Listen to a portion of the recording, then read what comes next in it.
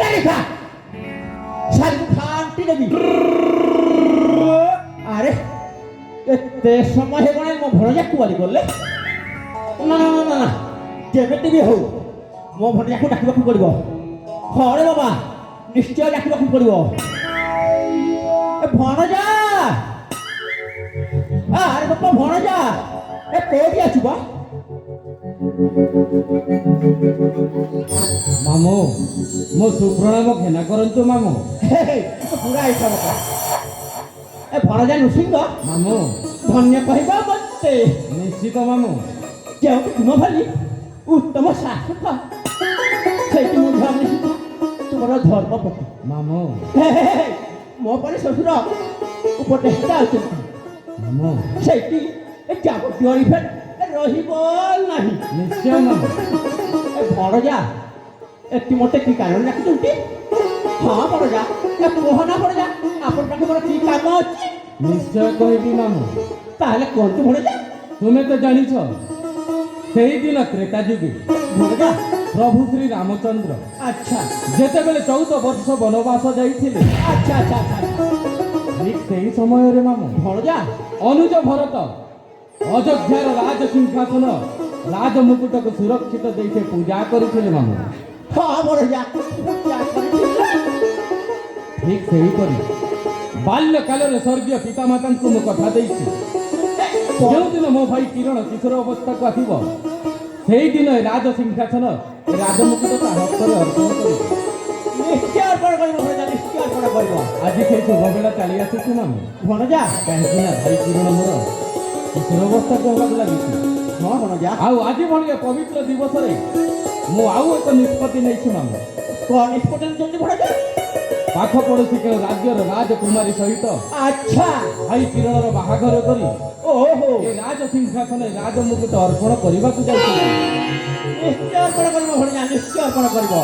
ତେବେ ମାମୁଁ ଭଣଜା ମୋ ମନସ୍କାମନା ପୂର୍ଣ୍ଣ ପାଇଁ ଭଣଜା ପ୍ରଜାବାସୀଙ୍କ ମଙ୍ଗଳ ପାଇଁ ଓହୋ ତଥା ଭାଇ କିରଣର ମଙ୍ଗଳ ପାଇଁ ହଁ ଭଣଜା ଏଇ ଦେଖ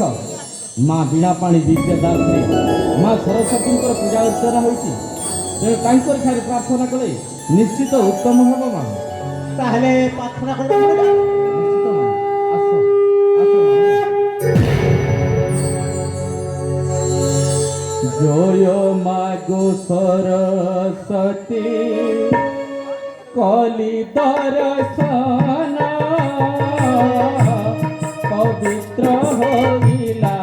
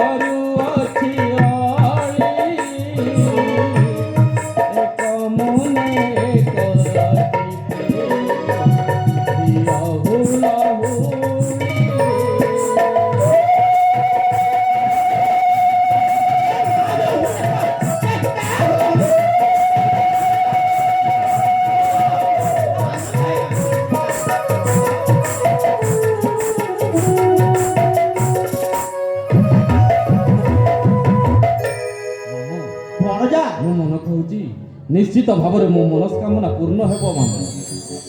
अरे बापा धन्य कहबा मते जेउटी अछि अटकिला वर्तमान करले हल्ला मामू ए बागर पता जाए ମୋ ଝିଅକୁ ଦୌଡ଼ାଇଲି ନା ମାମୁଁ ସେ ନିଶ୍ଚୟ ହତ୍ୟା କରିବ ନା ମାମୁଁ ନହେଲେ ଯାବତୀୟ ନିଫେକ ବାହାରି ଯିବ ଲୋ। ସତରେ